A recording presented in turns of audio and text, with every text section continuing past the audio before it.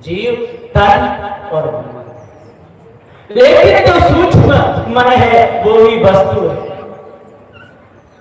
स्थूल भी वस्तु है और सूक्ष्म भी वस्तु है। इसलिए मन ये तन है। और जो कल्पना की है ईश्वर की, ब्रह्म की, परमात्मा की, जीव की, शिव की, आत्मा की, जो भी कल्पना की है, तो सदगुरु श्री राम शरण साहब जी इसके निर्णय में कहते हैं कि ये सब धोखा है।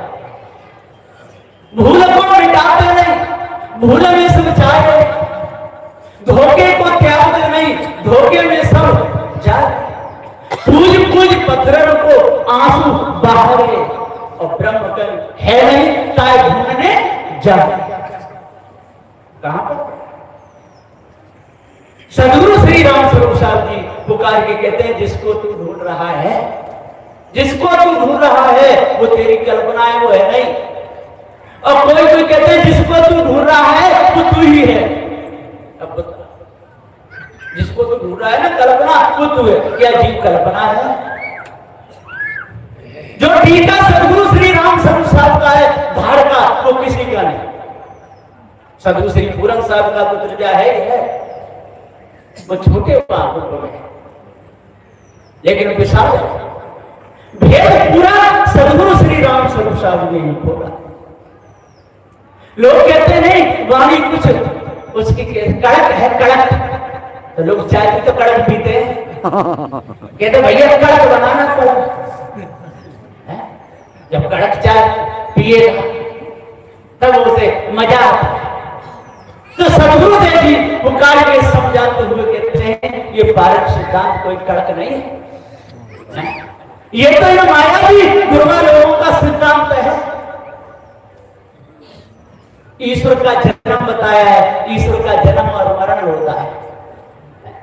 नित्यानंद स्वामी जी कहते हैं अपनी प्रसन्नोत्तरी वाटिका में, क्या कहते हैं कि जीव ईश्वर का अंश है और ईश्वर का जन्म होता है और ईश्वर में जीव मिलता है, तब ये जीव वो ईश्वर जीव को लेकर के आत्मा में लीन हो जाता है। उसका कभी जन्म मरण नहीं होता। शिष्य प्रश्न क्यों नहीं होता? कि वो ज्यों का त्यों बराबर है। जब ज्यों का त्यों बराबर है तो उसमें जाके लीन कैसे होगा? कभी नहीं होगा। इसलिए सदगुरु श्री कबीर साहब जी का जो विचार है वो धार है, जो आएगी। सदगुरु श्री कबीर साहब ने कोई कसर नहीं रखी, मूल में ही टीका है और आर पार का दर्शन सदगुरु श्री पूरन साहब जी ने करा दिया और रहा बचा पूरा भेद सदगुरु श्री राम स्वरूप साहब ने खोल दिया। कोई कसर नहीं छोड़ी। लेकिन इस संसार में लोग कैसे पता है? एक गांव था, उस गांव में एक पंडित जी रहते थे और पंडित जी अनपढ़ थे, अंगूठा टेक। अब पूरे गांव के लोग कहें कि पंडित जी के यहाँ क्या हमको कुछ बताया, आज क्या बात है, क्या तिथि है, क्या? पंडित जी बोले हम तो जानते तो नहीं। कि जान होता कुछ भी करो, आप पंडित तो आपको बताना ही पड़ेगा। अब पंडित जी वहां से एक दूसरे विद्वान के पास में पहुंचे, बोले इस गांव में हम रहते हैं, लोग हैं वो कहते कुछ बता, और हम पढ़े तो है नहीं। तो उन्होंने उनको 15 गोटी दे दी, 15 लकड़ी दे। और देखो ये क्या है, आज क्या है? पूर्णमासी, परवा, दौज, तीज, चौथ, पांच, छठ, सात, आठ, नौवीं, 10वीं, 81, 82, 13, 14 मावस ऐसे। और यही से फिर मावस से फिर मावस परिवार होती है। और ये लकड़ी ऊपर के अलमारी में से नीचे रख देना और दूसरे फिर दूसरे के कोई तिथि आ जाए। पंडित जी बोले जी बात अच्छी बोले। अब लकड़ियों को ले आए, लोग आए, पंडित जी कहाँ आज कौन सी तिथि है, क्या अमावस्या है? अरे पंडित जी तो बड़े विद्वान है, ये तो तुरंत बता दिए कि अमावस्या है। अब दूसरे दिन आए, तीसरे दिन तीज कि आज क्या है? कि आज तीज है। पंडित जी बिल्कुल पढ़े ना है और ये तो खटाखट बता देते, ये मौज आएगी। अब एक दिन उनकी लड़की झाड़ू लगा रही थी, पंडित जी, वो लकड़ी पड़ी कि क्या पिताजी ने यहाँ कचरा बन दिया, सारी लकड़ी झाड़ के और जब घूरे पे पटक दी।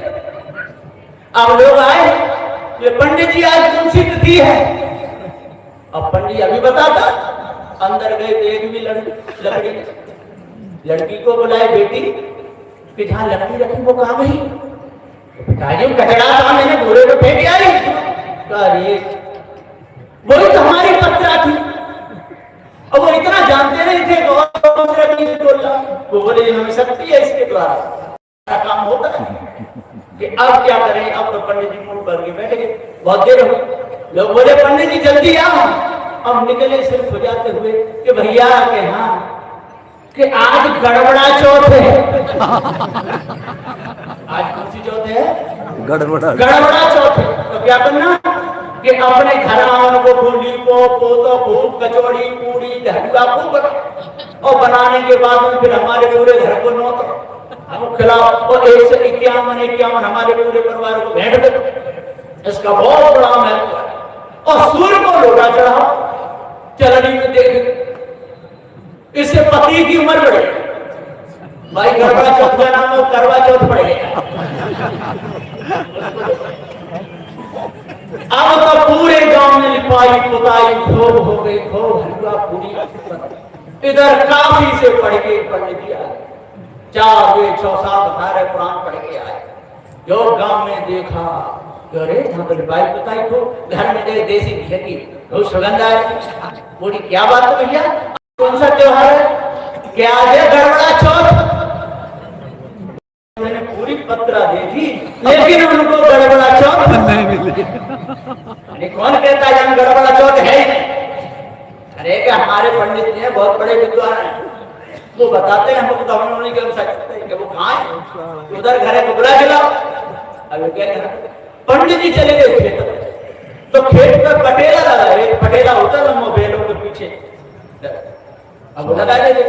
उनका लड़का पहुंचे, पिताजी एक पंडित जी आए काफी से पढ़े। तो क्या हुआ कि वो कहते हैं कि हमारी पत्रा में तो गड़बड़ा चौथ है ही नहीं। अच्छा तो क्या करना कि अच्छा जा कह देना कि अभी हमारे पिताजी पत्रा संभाल रहे हैं। और बहुत भारी बड़ी पत्रा है, बहुत पुरानी, तो पेड़ जोड़ने में कुछ समय भी लगेगा। तो पटेला था ना, तो पटेला लगाए, उस पे उन्होंने पीला कपड़ा लपेटा पटेला और लपेट करके पूरा घंटनियां लगाए थे और कंधा पे रख लिए और चले आए। अब वो पंडित जी कह रहे अभी तक नहीं आए, क्या हुआ? मेरे कंधे पे कहा जा रहे कि जय जन की पत्रा की पत्रा तो बहुत लंबी चौड़ी है। तो क्या बोले? मेरी पत्रा है छोटी सी, जबकि पत्रा 7 हाथ की है। मैंने बात मान ली, ओ भैया गड़बड़ा चौथ हो सकती है। इतना बड़ा पत्ते और इसकी पत्रा 7 हाथ की है और मेरी पत्रा छोटी सी। ये क्या हुआ? हाँ पत्रा भी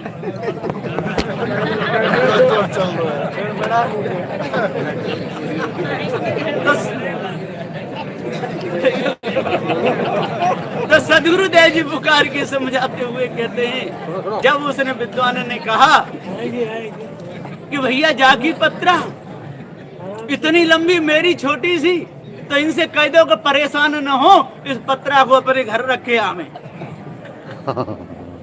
पंडित जी लौट गए, अपने घर पत्रा रख के आए और जो काशी से पढ़ के आए उन्होंने उनकी पूजा की, भेंट चढ़ाई। आओ बैठो।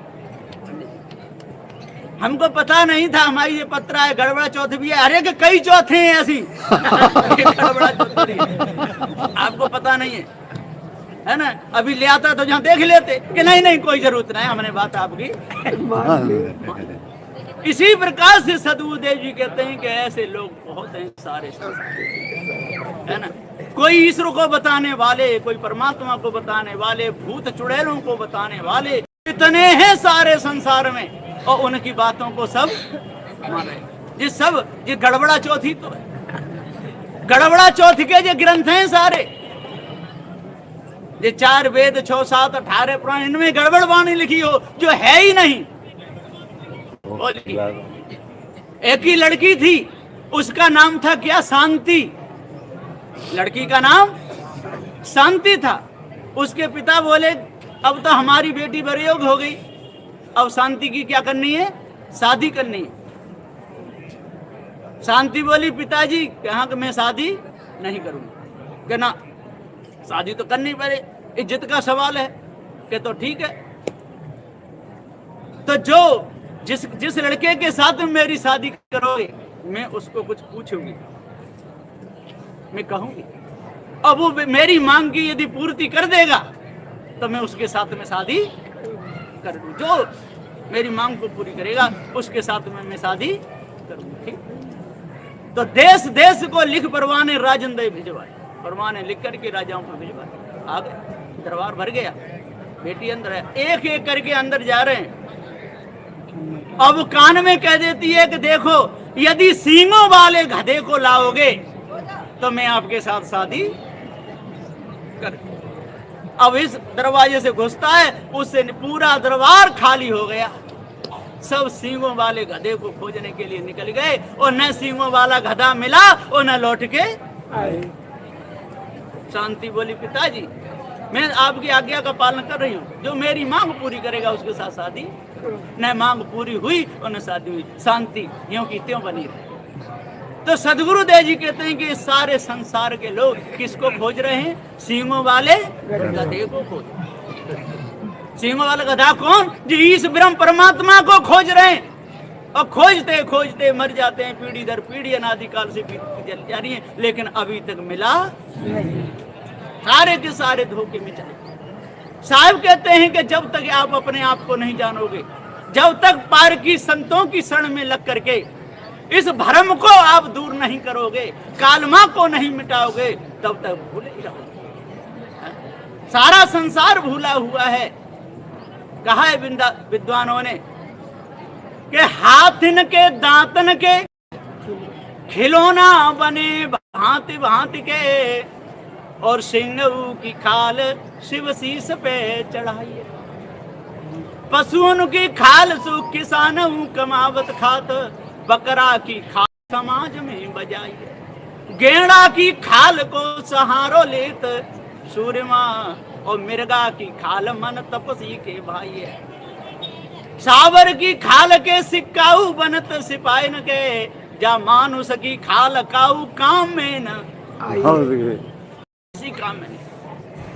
सदूत कहते हैं कि मानुष तेरा गुण बड़ा, मानुष न आवे काज, हाड़ न होते आवरण, तुचा न बाजन। तेरा गुण बड़ा है मनुष्य, तेरा गुण बहुत बड़ा है। देख तेने मोबाइल बना दिया है ना, कितना अच्छा, माइक बना दिया, घड़ी बना दी, जितने यंत्र हैं सारे संसार में, इनको बनाने वाला कौन है? तू है। लेकिन अपने आप को भूल गया। यंत्री चेतन जीव यंत्र के चक्कर में अपने आप को, मोबाइल बिगड़ जाए तो कौन बनाएगा? मशीनरी बिगड़ जाए तो कौन बनाएगा? हवाई जहाज बिगड़ जाए तो कौन बनाएगा? ये मनुष्य ही बनाएगा। और मनुष्य कहता है कि नहीं, एक यंत्र बड़ा है। यंत्र बड़ा क्या? यंत्री ना हो तो यंत्र को कौन बनाएगा? और यंत्र बिगड़ जाए तो कौन उसको बनाएगा? देखो अयोध्या में और रामचंद्र की मूर्ति रखी है, कितनी सुंदर है, आंख कितनी सुंदर है, दांत कितने सुंदर, ऐसा यंत्र लगा दिया है, आंख खूब खुलती मिचती, वो मूर्ति हंसती है, दांत भी दिख जाते हैं, लेकिन उपदेश नहीं करते। यदि यंत्र को फिट कर दे तो उपदेश भी करे। आजकल यंत्र कहते हैं टंकी भर गई बंद करो, और कोई कह दे वहां जीव है, तो क्या वहां जीव है? वो जीव नहीं। तो सदगुरु श्री कबीर साहब जी पुकार के समझाते हुए कहते हैं, कोई लाखों यत्न कर ले, लेकिन बिना जीव के कोई भी यंत्र नहीं बन सकता। सारे यंत्र जीव से बने। तो सदगुरुदेव जी पुकार के समझाते हुए कहते हैं, तू जीव जनैया सत्य है, तेरे ऊपर कोई और ईश ब्रह्मा तब परमात्मा ब्रह्मन का तुम कोई। सदगुरु श्री शीतल साहब जी कहते हैं कि सारे संसार में लोग धोखे में भूले हैं और धोखे में पड़कर अपने समय को निकालते हैं। बाहर की संतों की शरण में आते नहीं, बाहर की संतों का सत्संग सुनते नहीं, और बाहर की संतों का सत्संग सुन भी ले तो उनको बुखार आ जाता है, गति करोगे हैं। और जो है नहीं उसका गुण गाते हैं, और जो है उसका अनादर करते हैं, और जो है नहीं उसकी सेवा करते हैं। क्यों? क्योंकि टट्टी पेशाब करेगा ही नहीं। वो है उसकी सेवा करेंगे, बड़ा बूढ़ा बुढ़ापा लोग कहते हैं हनुमान द्रोणावती पर्वत को उठा ला। आप 1 कुंटल वजन पीठ पे रखी छत पे चढ़े तो क्या रोटी खाओगे? 1 कुंटल जो रख के छत पे चढ़ेगा तो कम से कम 5 रोटी तो खाएगा। और जो पूरे पेड़ों के पर्वत को ही खा ले तो वो कितना भोजन पाएगा? कितना पाएगा? अब आप विचार करो। और जब मल के आगे बात तो ये पहाड़ सब हनुमान की गति के लोग बिल्कुल विचार नहीं करते। पढ़े लिखे, बड़े लिखे, युग सहस्त्र योजन पर भान, लील्योताए मधुर भर जान। युग सहस्त्र 2000। तो सदगुरुदेव का इतनी दूरी पर, और कौन है? सूर्य। 1 योजन 4 कोस का होता, और उस सूर्य को हनुमान ने बचपन में मधुर फल समझ करे और निकल गए। कितना बड़ा भोग है। इसलिए पार की संतों का सत्संग करके पार की संतों के पास में आके जो भूल नहीं मिटी है उसको मिटा लेना चाहिए, धोखे को दूर करना चाहिए। ऐसा मौका कहीं नहीं मिलेगा, है ना। श्री कबीर निर्णय मंत्र है, सदगुरु श्री पूरन साहब की ये स्थली है, यहाँ साधना की है। सदगुरु श्री पूरन साहब ने पूर्णिमा के दिन टीका किया, तीज के दिन शरीर में उनका टूटिया करने की उनकी पुण्यतिथि है। तो सभी माता बहनों से, भाइयों से, सबसे ये मेरी प्रयास है कि भेद को सही समझें और भूल को अपने अंदर से निकालें, और पार की संतों के पास में आकर के और जो भूल ना मिटी हो उसको सुधारें। बोलिए श्री सद्गुरुदेव की जय।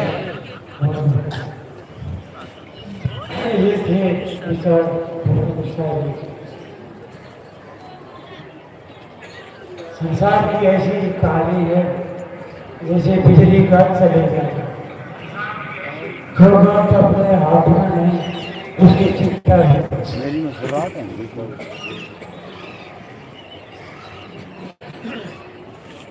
तो अभी हमारे भी संश्री मोहित साहब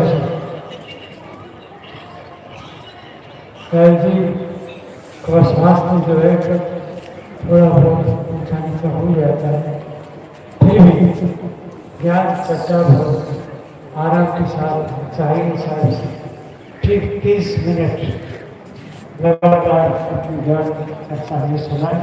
भाइयों से और माताओं से निवेदन है, ये पीछे जो भी काम कर रहे हैं आराम से भी काम हो सकता है। ज्यादा तेज बोलने से ज्यादा काम नहीं होता। बातचीत भी है, कहना सुनना होगा तभी व्यवहार होता है, लेकिन प्रेम पूर्वक एक दूसरे को बोले और अपना व्यवहार करें। और जो भी इधर घूम रहे हैं वे आए और सबसे तनाव है। इतनी बात पक्की समझो कि सत्संग के बिना कोई गुजारा नहीं है। कब काया साथ छोड़ दे कौन जानता है। ऐसे निवेदन है कि हमें खूब ज्ञान पहुंचाए। संत श्री आए और बैठने जाए। बोलिए श्री सद्गुरुदेव की, संत समाज की, ध्यान मूलम गुरुमूर्ति, पूजा मूलम गुरुपदम, मंत्रमूलम गुरुर्वाक्यम, मोक्षमूलम गुरुकृपा। बंदो सत्य कबीर के चरण कमल सिरनाय, जासु ज्ञान दिन करन करे, प्रथम देत नसाय। ये सत्संग तीसरा दिन है। इस आयोजन में उपस्थित पूज्य श्री आचार्य साहब जी, वंदनीय संत समाज, धर्म परमात्मा प्रेमी सज्जनों, भक्ति और शक्ति की सोच श्रद्धा में माता एवं बहनों ने, अभी हम संतों के द्वारा बड़ी सुंदर सुंदर चर्चा सुन रहे थे। वास्तव में जो पारसी संत होते हैं वो पारक की बात करते हैं, और जब तक यथार्थ पारक का बोध ना हो तब तक आदमी भटकता है। यदि भटकाव मिटाना है हमारे जीवन में तो पारकी संतों का हम सकता है। बड़ा सुंदर कहा है, पारकी से संग करो गुरुमुख शब्द विचार, पारकियों का संग करो। सही निर्णय पारसी संतों के पास ही होता है, चाहे वो व्यवहारिक समस्या, पारिवारिक समस्या, सामाजिक समस्या, आध्यात्मिक सिद्धांतिक समस्या, सारी समस्याओं का निर्णय जो होता है वो पारकी संतों का होता है। इसलिए सदगुरु कवि ने बड़ी सुंदर बात कही है। क्या कही है? बलिहारी ते पुरुष की जो परिचित परखन हार, साई दीनों खान को खारी मुझे मार। उस पुरुष को मैं धन्यवाद देता हूं, अर्थात हम उनको निछावर है, समर्पित है। इनको जो परिचित वस्तु को परखे, और बाहर कौन है? बयाना तो दे दिया, बयाना कहते पेशगी को। कोई चीज लेते हैं तो उसके पहले ज्यादा कीमती चीजें होती तो पहले पेशगी देते हैं, जमीन मकान। तो हमने पेशगी तो दिया खाल की, अर्थात मीठी चीज की, और खाली नमक ले ले तो हमारा ही तो। गंवार का बड़ा सुंदर अर्थ है, ब्रह्मांड बुद्धि और अपनी बुद्धि होश, और अपनी होश को जो वार कर देता है, निष्ठ कर देता, वही तो गंवार है। और छत्तीसगढ़ी भाषा में भी कहो तो कोई चीज गिर जाए तो लोग कहते गंवार है, हाथ से गिर गई तो गंवार है। इसी प्रकार से ऐसा उत्तम मानव शरीर मिला है और हम इसको पूर्ण करें। इसी साथी पर चर्चा करूंगा। बलिहारी के पुरुष की जो परिचित परखन, जो परिचित वस्तु को परखे। अब दो ही वस्तु परिचित है, एक जल और एक चेतन। कल इसी बात को मैंने कहा था, आज भी थोड़ा सा कहूंगा इसी बात को। दो ही वस्तु है जिसका अस्तित्व सिद्ध होता है, एक जल और एक चेतन। चेतन एक शरीर को छोड़ करके कर्म भोग पूर्ण करने के बाद में दूसरा शरीर वासना है तो कहीं भी बना लेता। सिद्ध हो गया कि चेतन कहीं तो है, मनुष्य में होता है, पशु में होता है, पक्षी में होता है, किसी प्राणी में है तो सिद्ध हो गया। दूसरा है जल। जल तत्व का ये, पांच तत्व का ये शरीर है। जिस दिन चेतन शरीर से निकल जाता है उस दिन शरीर जल पर होता हो जाता है, मिट्टी में डाल दिया जाता है या आग में जला दिया जाता है, जो भी करना हो कर दिया जाता है। ये पांच तत्व अपने अपने तत्व में जाते मिल जाते हैं। कारखाना व्यवस्था टूट फूट के अपने तत्व में मिल गए तो सिद्ध हो गया कि पांच तत्व भी सिद्ध है और चेतन भी सिद्ध है। अब तीसरा परमात्मा को सिद्ध कर दे, तीसरा भगवान को सिद्ध कर दे, किसी की ताकत नहीं कि सिद्ध कर दे। विवेक से अभी देखा जाए तो सिद्ध हो गए कि दो चीज सिद्ध होती है, इसी का नाम है परक। इसको कहते हैं परक, विवेक। हम इन चीजों को परखते नहीं। दूसरी बात है व्यवहारिक परख भी होती है। किसी भी वस्तु के परिणाम को जानना उसका नाम है परख। वस्तु तो हमारे परिचित है, हमारे सामने परिचित है, पर उसका परिणाम क्या है इसी का नाम है परख। मोटा उदाहरण देकर समझाऊंगा। एक बार एक सन्यासी महात्मा घूमते फिरते पारखी संतों की जमात में चले गए। एक सेठ के यहाँ निमंत्रण था, सभी गए, सन्यासी महात्मा भी चले गए। सेठ ने क्या काम किया कि खीर बनवाई थी, सबको खीर दिया कटोरी में और उसमें एक एक चम्मच भी रख दिया। अब सन्यासी संत पक्का संत थे, संत को संत ही थे, सोची कि कौन धीरे धीरे खाए, हाथे से खाए। जैसे खीर खाने के लिए कटोरी की तरफ हाथ लगाए तो संत थे पालकी संत का, महाराज जी रुकिए, स्वामी जी बड़े घर में आए हैं, जरा सरलता से खाए। और उन्होंने तो चम्मच दिया कि चम्मच में खाए ठिकाने से, क्या ठीक है भाई। और महात्मा ने क्या किए, सन्यासी जी ने खीर देके नहीं ठंडी की गए, फर्क तो लेने छोड़ो, भरे चम्मच और चम्मच भर के मुंह में डाले, खीर तो गर्म थी, और फिर भी ये चम्मच के भाव में जाए तुम्हारी संस्था। जो संत थे उन्होंने कहा कि महाराज जी यदि फर्क तो देते, ठंडी की गर्म, वस्तु तो हमारे सामने पर उसकी परख है। इसी का नाम विवेक दृष्टि, दूसरे अर्थ में है तो इसको कहते विवेक दृष्टि। हर चीज पर विवेक करने की जरूरत है। मनसायर मनसा गए बूढ़े बहुत अच्छे, कहां कबूते बांची है जाके हृदय विवेक। ये मन एक समुद्र है और मन से अनेक प्रकार की इच्छाएं, वासनाएं, कल्पनाएं, मान्यताएं जो हमारे उत्पन्न होती है वो लहर है। और उन मान्यताएं, कल्पनाओं को हम नहीं परख पाते, डूब जाते हैं, तो वो तो डूब गया, बचा अपना। जिसके पास में विवेक करने की क्षमता है, हम विवेक नहीं कर पाते, इसलिए अच्छे अच्छे समझदार लोग भी भटकते हैं। विवेक की जरूरत है। तीन ऐसे शास्त्र हैं, चार शास्त्र जो और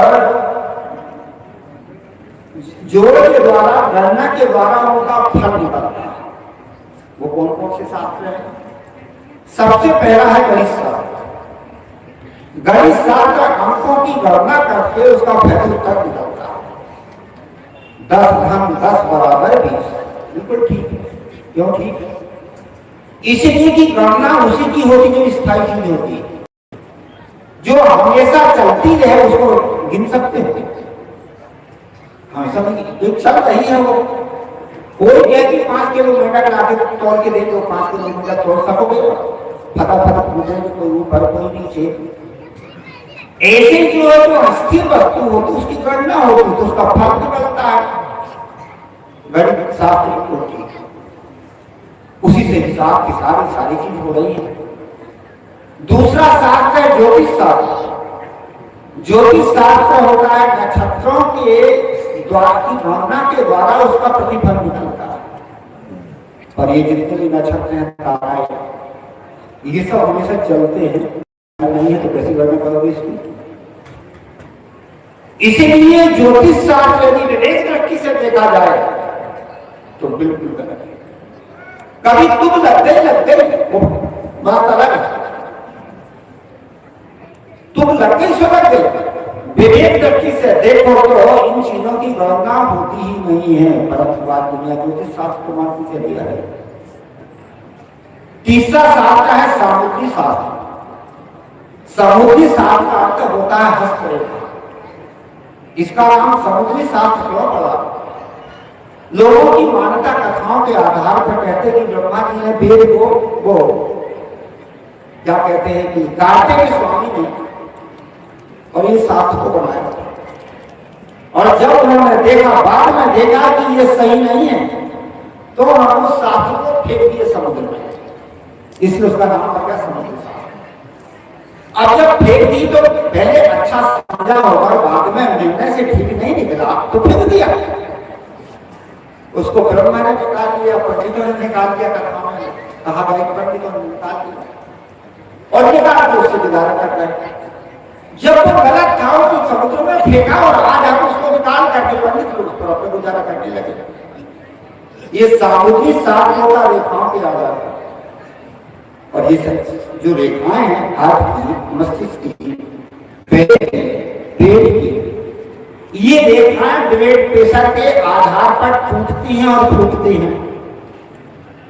इसीलिए से ये शास्त्र भी निर्णयुक्त नहीं है। पहले मैं भी और हमारे इंजीनियर साहब के साथ रहता था, मालूम है एक महात्मा रहते थे, हस्तरेखा देखते तो मैंने भी सीख लिया और मैं भी हाथ लेकर देखने लगा। जब मैंने देखा कि ये एक अंदाजी है, वास्तविकता नहीं, अंदाज लगाया जाता है, चेहरे को देखा जाता है, आकृति में देखी जाती है, रेखाओं को देखा जाता है, अंदाज लगा करके बताया जाता है, वास्तविक बिल्कुल सही नहीं। आप देखिए कि गणित जो है, अंकवादी गणित, इसमें जितने लोगों के सवाल सही होंगे सबका उत्तर एक निकलेगा और गलत उत्तर सबके अलग अलग होंगे। पर ये जो ज्योतिष शास्त्र है, ऐसा बुद्धि शास्त्र है, ये ऐसा नहीं। ऐसा है तो लग गया तो लग गया, नहीं तो एक ज्योतिषी पास के जाओ तो वो कुछ बताएगा, दूसरा कुछ बताएगा। इसलिए ये विवेक से और प्रकृति से सिद्ध नहीं है। और आखिरी शास्त्र है वास्तुशास्त्र। वास्तुशास्त्र का दिशा के आधार पर उसकी गणना लगाई जाती है। घर का मुंह इधर होना चाहिए, घर के बगल में जो है पेड़ का घाट नहीं होना चाहिए, दाई ओर नहीं होना चाहिए। ये सब कल्पना बना के रखा। अब विचार करो तो वस्तु शास्त्र जो होता है वो दिशाओं के आधार पर होता है। तो दिशा भी सूर्य उत्तरायण दक्षिणायन होता है, वो भी चलाने पानी से सही नहीं कर सकता। इन चीजों पर यदि विवेक करो तो जितने भी ये शास्त्र बनाए गए हैं, ये मान्यता और कल्पना के आधार से बनाए गए, इस पर हम विवेक नहीं करते। आज तो बड़े बड़े लोग की भ्रम में पड़ जाते हैं, अच्छे पढ़े पढ़े लोग भी भ्रम में पड़ते हैं। सदगुरु कबीर ने कहा बलिहार पुरुष की जो परिचित परखन, जिसके पास विवेक हो, परख हो, उसी पुरुष को मैं धन्यवाद देता हूं। हमारे पास परख होना चाहिए। सदगुरु कबीर का सिद्धांत परख है, हम परख नहीं पाते। इसके लिए हम संतों का सत्संग और ज्ञान की चर्चा की जरूरत है। हर चीज पर विवेक करो। कितने लोग कहते गुरु जी हम तो घर गृहस्थी संसार में रहने वाले हैं, हमें विवेक की क्या जरूरत, तुम साधु साधु विवेक करो। अरे घर गृहस्थी संसार में भी तो विवेक की जरूरत है। जहां ज्यादा बीमारी होती है वहां औषधि की ज्यादा जरूरत पड़ती है। जहां बीमारी ज्यादा होती है वहां औषधि की ज्यादा जरूरत पड़ती है। और गृहस्थ आश्रम में कई प्रकार की जीवन में समस्याएं आती हैं। कभी व्यवहारिक समस्याएं, कभी पारिवारिक समस्याएं, कभी सामाजिक समस्याएं, कभी मानसिक समस्याएं। और इन समस्याओं से हम घिरे हुए, यदि हमारे पास विवेक हो तो हम सारी समस्याओं का समाधान हम कर सकते हैं। इसलिए संतों के सत्संग से पारक ज्ञान के द्वारा या यथार्थ बोध के द्वारा हमारे भीतर विवेक पैदा होगा। विवेक ही हमको समय पर जगाता और जागृति देता है।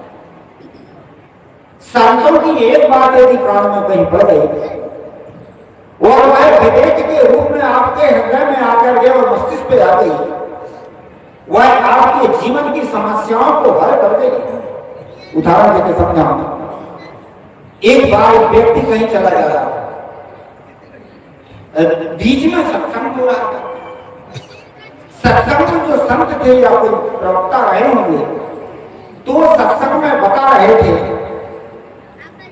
सदगुरु कबीर साहब की जो दोहे के साथी के आधार पर कुछ चर्चा कर रहे थे।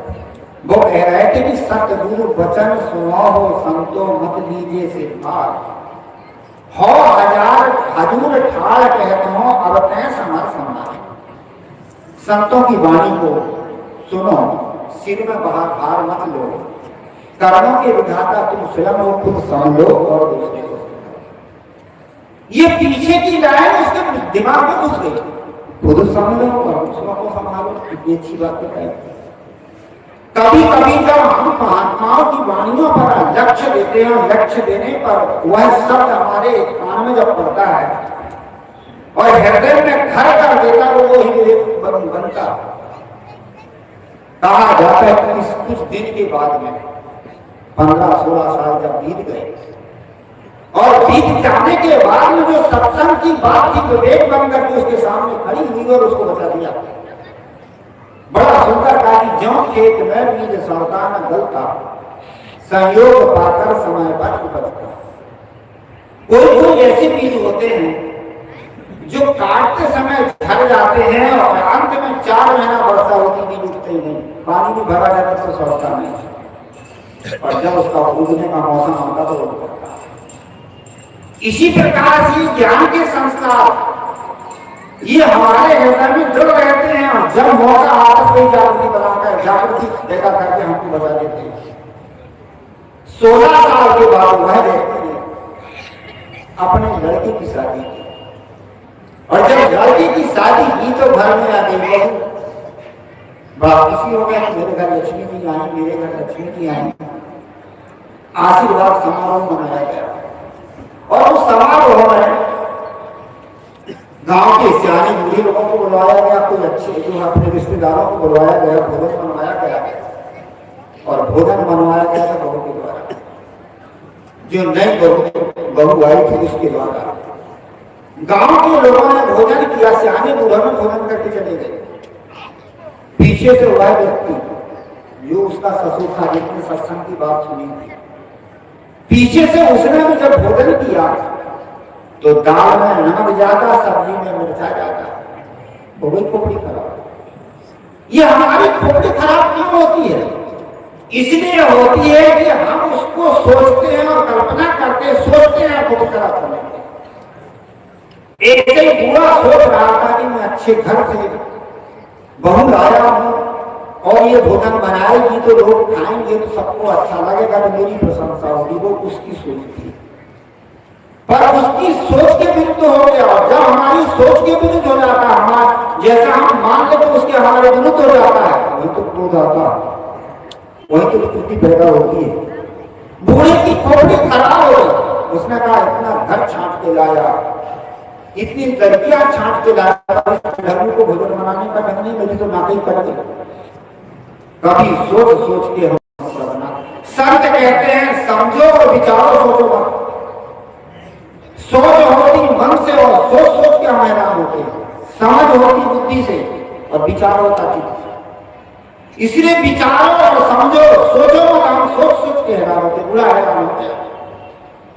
और सोचा कि चलो 2-4 सुना दूंगा, जैसे हम आप घर में सब करते हैं कि नहीं, मन के विपरीत होता है तो अंधे बन जाते हैं। सोचा कि चलो 2-4 सुना दो, तेरे बाप घर ऐसे बनाया जाता, तेरी माँ ने यही सिखाई थी, ऐसे हम तो कहते हैं हमारा परिवार में ऐसे चलता। जैसे उसके भीतर बहू को डांटने फटकारने की भावना आई और फट से उसका विवेक आ गया। विवेक क्या था? सत्संग की जो ज्ञान की बात सुना था और सुन करके विवेक आ गया कि वो हो तो गलत कर रहा। जब आदमी के सामने विवेक तैयार होता है तो अपनी अज्ञानता परखने में आती है। जब तक विवेक नहीं होता, अज्ञानता में अंधार नहीं होता है, विवेक आ गया, ओहो मैं तो गलत कर रहा, ये अभी नहीं है, यदि डांटूंगा फटकारूंगा तो ये दूरियां बनाएगी, और जब दूरियां बनाएगी तो प्रेम और व्यवहार घर में कैसे होगा, घर कैसे में चलेगा, ये उसका विवेक था। झटपट उसने अपने आप को साध दिया और साध करके भोजन कर दिया। जब भोजन करने लगा तो अब जो है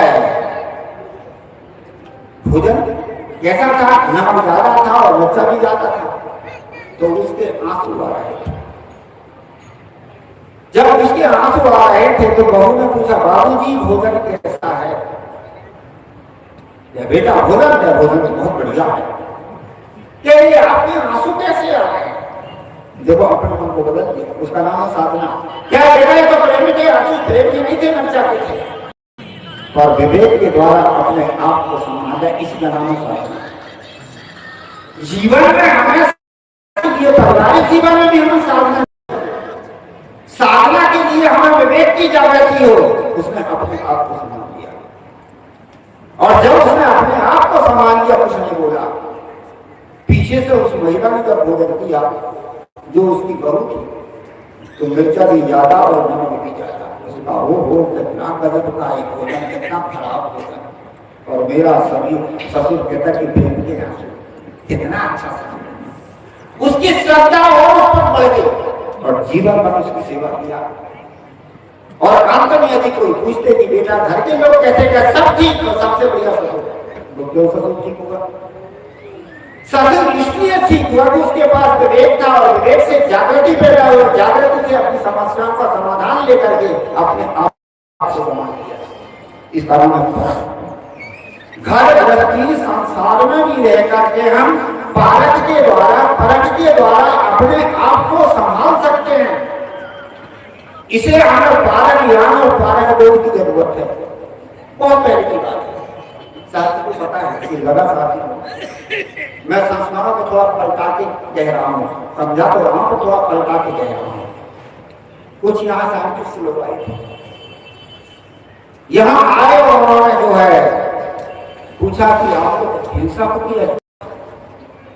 सभी ने कहा कि हम हिंसा है, हम लोग हिंसा है। गुरु जी संसार में हिंसा कोई हो ही नहीं सकता, अहिंसक अहिंसा है। संसार में अहिंसक कोई हो नहीं सकता। जैसे जो आप पानी पीते हो इसमें भी जीवाणु है, जो आप दूध पीते हो इसमें भी जीवाणु है, और जो आप दही लेते हो इसमें भी जीवाणु है। ये जीवाणु है उसमें। जब तक ये जीवाणु सुरक्षित रहते हैं तब तक दूध, दही और पानी शुद्ध रहता है, और जब ये जीवाणु नष्ट हो जाते हैं तो दूध, पानी, दही ये बिगड़ जाता है। इसलिए इसमें जीवाणु गए हम लोग। मैं इस बात को थोड़ा सा पलटा के बता रहा हूं समझाने के लिए। तो हुआ तो वहां क्या काम किया, पहले उन्होंने ताजा दूध लाया और उसमें जब देखा गया तो उसमें तो बड़े बड़े मोटे मोटे दिख रहे थे। फिर पानी लाया तो पानी को भी जब उसमें देखा तो उसमें भी चमकदार चमक रहे थे। फिर उन्होंने दही लाया तो उसमें भूरे भूरे फुगरे दिख रहे थे, और एक तरफ सड़क है। क्या गुरु जी अब मानोगे कि नहीं ये चल रहे हैं कि नहीं मानोगे कि अभी भी नहीं मानेंगे? कि क्यों नहीं मानोगे? हम कह ये कि तत्वों में होती है क्रिया, और क्रिया के कारण ये तत्व से कार्य और कारण व्यवस्था, यदि उनमें क्रिया नहीं होती तो कार्य कारण व्यवस्था नहीं, कारण से कार्य और कार्य से कार्य व्यवस्था नहीं होती। इस तत्व में होती क्रिया, इसलिए तात्विक क्रिया है, चेतन क्रिया नहीं है। चेतन के साथ में इच्छा और इच्छा के आधार पर क्रिया होती, उठना, बैठना, चलना, फिरना, इधर उधर। यदि ये चेतन होते, ये जीव होते तो किले इधर भी जाते और इधर भी जाते, एक तरफ सड़क रहे हैं। अरे क्या महाराज आप लोगों का दिमाग भी गजब होता है, यही तो पारक सिद्धांत है, इसका नाम हर चीज के लिए हमें पारक की जरूरत है, विवेक की जरूरत है। आज हम विवेक नहीं करते।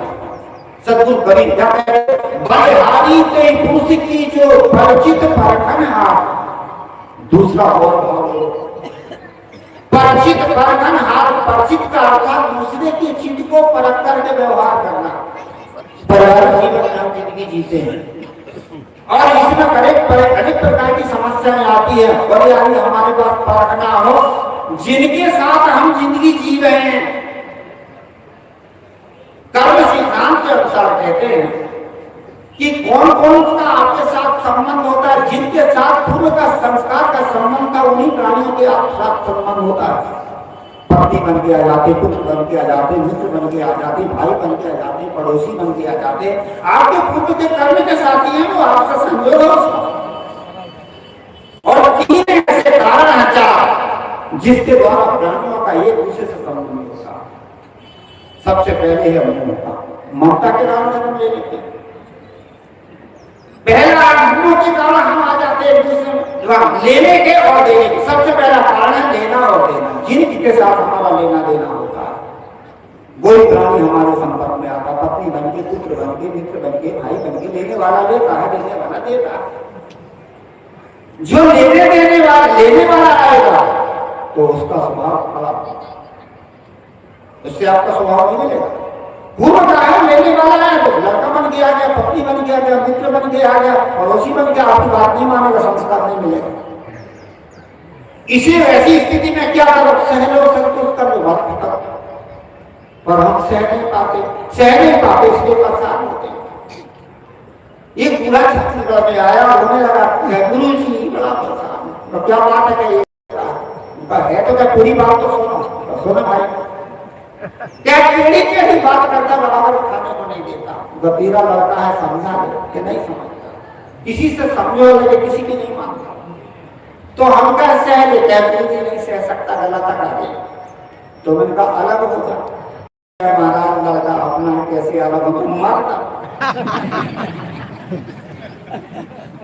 तो इसी प्रकार से अब लेने वाला आके सहो ना, दूसरे आते हैं देने वाले।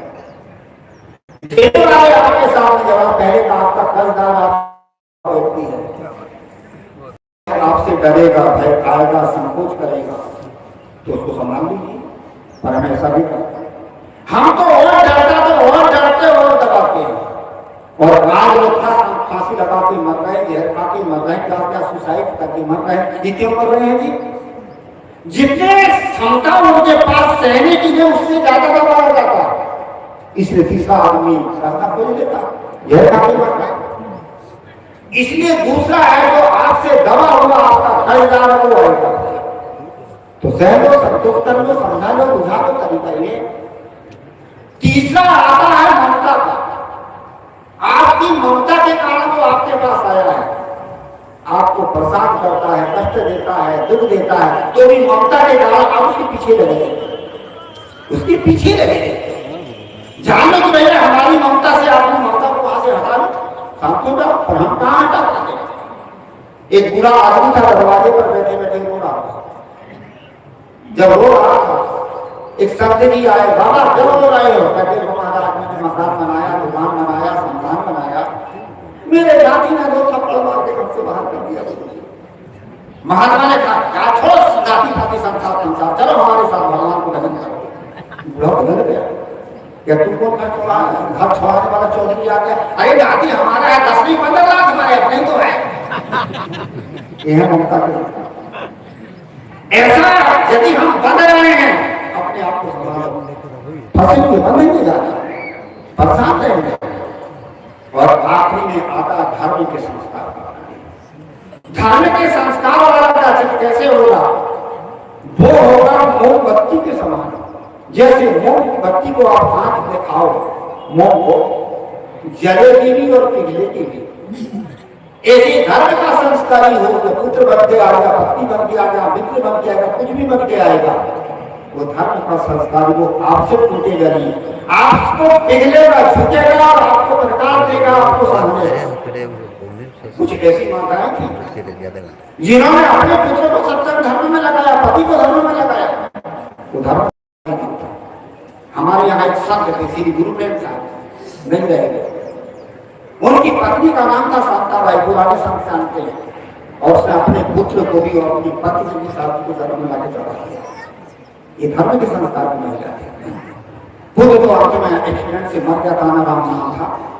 और उनका जो पति थे हमारे संत गुरु प्रेम साहब थे, वो ऐसी पत्नी की ताकत है जो अपने पति को और क्या कहते हैं कि धर्म में लगा के, ये धर्म के संस्कार है। इसलिए हृदय से परख करके हम व्यवहार करें। सत्य कवि क्या कहते हैं? बलिहारी ते पुरुष की जो वर्जित परख हार, दूसरे के हृदय को परख करके व्यवहार करें। साई दीनो भाव को खारी बुझे। हमने बयाना तो दे दिया था भक्ति ज्ञान धर्म सदाचार के सुख संस्कार का, तब भी हमसे मिली, परंतु हम खाली आसक्ति, कामना, चाहना, विषयों के विकार को ले लिया और उसी को खाने लगे, हमको सुखी बनाने लगे, जीवन कभी भी सुखी नहीं होगा। इसके लिए हमें सत्संग और ज्ञान की जरूरत है। मैंने प्रश्न उठाया था, सदगुरु कबीर का सिद्धांत हर चीज के ऊपर तो व्यवहार में भी परख चाहिए, सिद्धांत की भी परख चाहिए, हर चीज की परख चाहिए। और परख कब होती है? जब बार की शब्दों का सत्संग मिले, नित्य खरसान लोभाग छूटे और नित्य की गोष्ठी माया समय पूरा हुआ। बाणी को ध्यान दो। बोलिए श्री सतगुरु देव की जय। ये थे हमारे साहब जी के बड़े ध्यान पूर्वक आप सब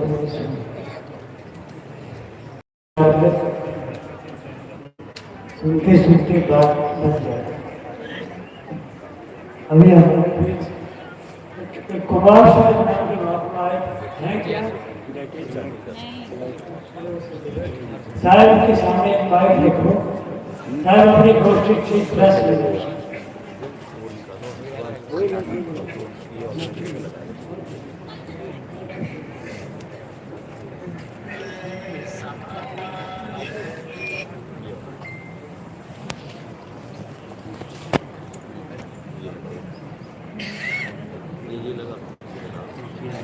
ये भी तो निकालूं।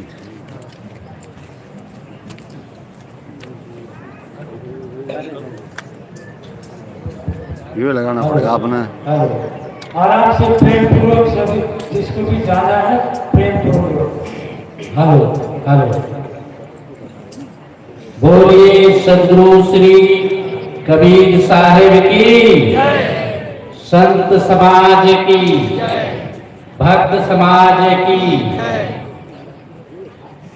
विगत वर्षानुसार सदगुरु कबीर निर्णय मंदिर बुरहानपुर में हमारे इस तिथि में विराजित हमारे आचार्य श्री महान साहब जी के संरक्षण में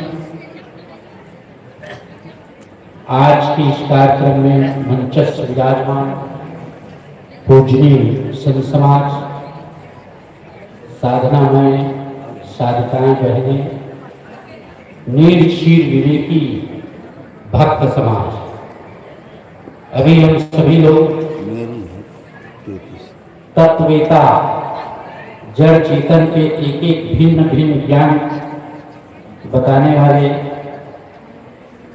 पूज्य संत श्री अमोही साहब जी का विचार सुने, जिसमें हम आप सब लोगों को मोह से अलग होने की बात उन्होंने बहुत अच्छे ढंग से बताया। विवेक के बिना कोई बंधन से छूट नहीं सकता। कर्म विचार जो सब दुख जाए। आज हम सब लोगों को विचार और विवेक की आवश्यकता है। सदगुरु कबीर साहब का ज्ञान ही विवेक और विचार से वो प्रोत है, पारखी है। क्योंकि मैं छत्तीसगढ़ का वासी हूं, हमारे यहाँ पारक सिद्धांत के भी मानने वाले हैं, किंतु उनसे ज्यादा चौका पद्धति वाले खूब है। पारक सिद्धांत के साधु को देखेंगे तो एकदम सीधे कहते हैं पारखी आ गया है। कुछ लोग बात अपने मत के विचार को जानते हैं तो वो कहते हैं जीववादी है, जीव पर ही बोलेंगे। लेकिन हमारे पारकी साधु सीधा बोल देते हैं जीववाद ही तो दुनिया का असली वाद है, और जीववाद जिस ज्ञान में नहीं है वो तो दुनिया का बर्बाद करता है, बकवाद है,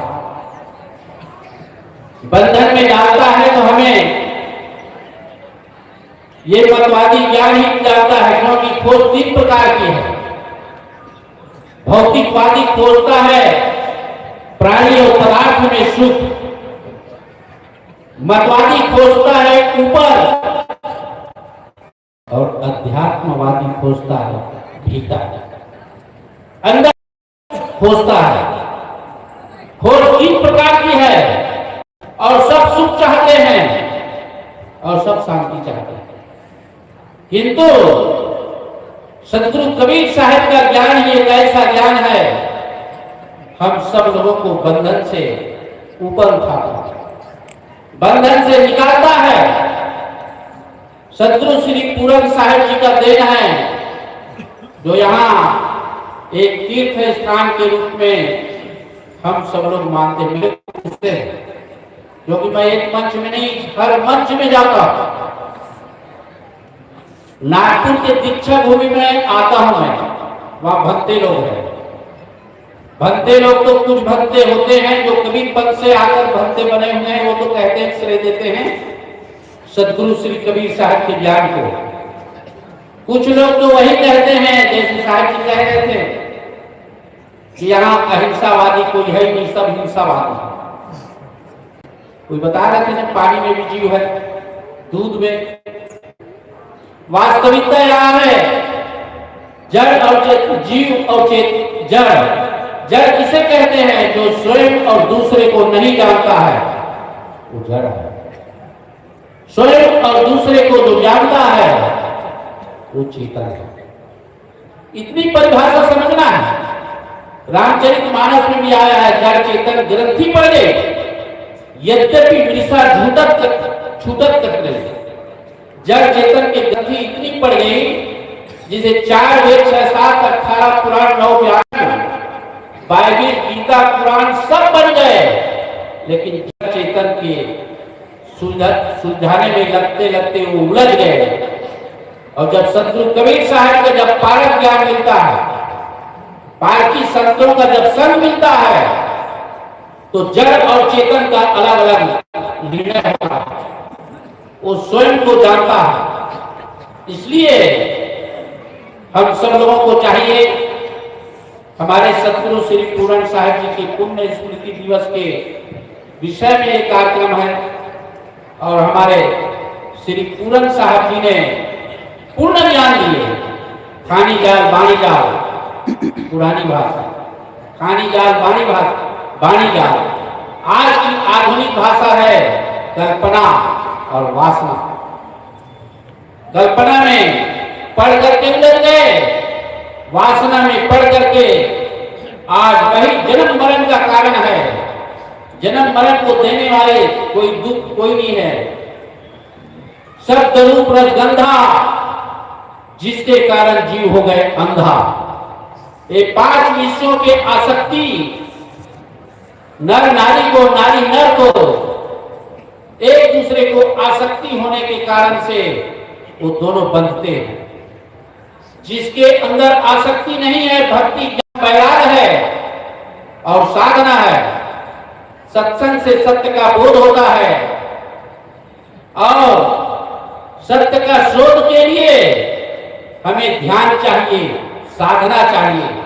हमारे रामदेव बाबा ने बहुत सुंदर कहा है, करो योग तो रहो निरोग। शरीर को स्वस्थ रखना है तो योग करिए। इसी प्रकार यहाँ है, करो योग तो रहो निरोग और करो ध्यान तो होए आत्मज्ञान। बिना ध्यान के आत्मज्ञान का अनुभव होने वाला नहीं। संतों के द्वारा, सदग्रंथ के द्वारा, सत्संग के द्वारा सत्य का तो ज्ञान होगा, लेकिन उसकी अनुभूति नहीं होगी। अनुभव के लिए एकांतवास, ध्यान करिए।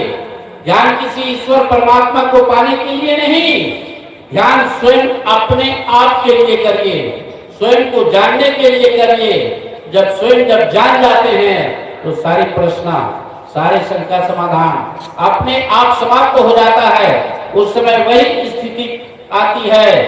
परिस्थिति आपके, हम सबके जीवन में कैसी भी परिस्थिति आ जाए, स्थिति, स्थिर वृत्ति, स्थिर प्रज्ञा, निज स्वरूप स्थिति तो एक ऐसा स्वरूप है जो एकांत में थोड़ा अनुभव में आता है और उसी को बनाए रखने के लिए हमें हरदम करते रहना है, जिसके कारण से हमारी स्थिति एक रस है। और जब वो स्थिति आ जाती है तब मन मस्त हुआ तब क्यों बोले, ये स्थिति आती है। मैं अधिक नहीं कहूंगा, हमारे से वरिष्ठ सब बहुत अच्छे जड़ चेतन के भेद सुना चुके हैं और हम सभी लोगों को चाहिए इस निर्णय मंदिर में एक एक शब्दों का निर्णय करें।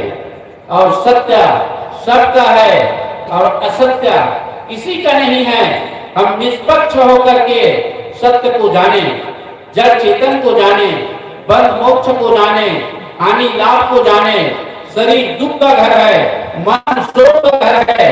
दुख और सुख से अगर बचना है तो आप शांति का घर अपने आप का निस्वरूप चेतन आत्मा है। इन्हीं शब्दों के साथ सबके भीतर बैठा हुआ चेतन आत्मा चेतन जीव को मैं समय करना है इनकार, सबके भीतर बैठा है उस निस्वरूप को करता हूँ नमस्कार नमस्कार नमस्कार। साहेब बंदगी साहेब बंदगी।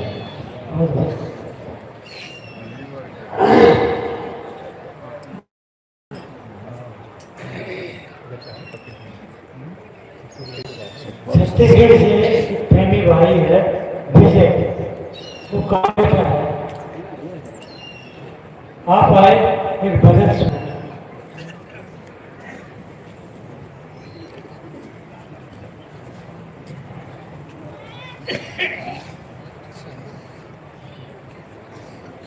बैठ जाना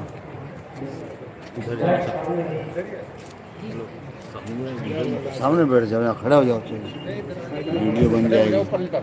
नहीं यहीं खड़ा हो जाओ, पल्ली तरफ क्यों करो, पूरा खड़ा रहा तब वीडियो बना ले। एकदम खड़ा साइड दिया क्या मिल जाता है, बीच में आप भी तो बैठे बात थोड़ी है। ऑनलाइन चल रहा है मामले, 2 मिनट में घुमा देंगे।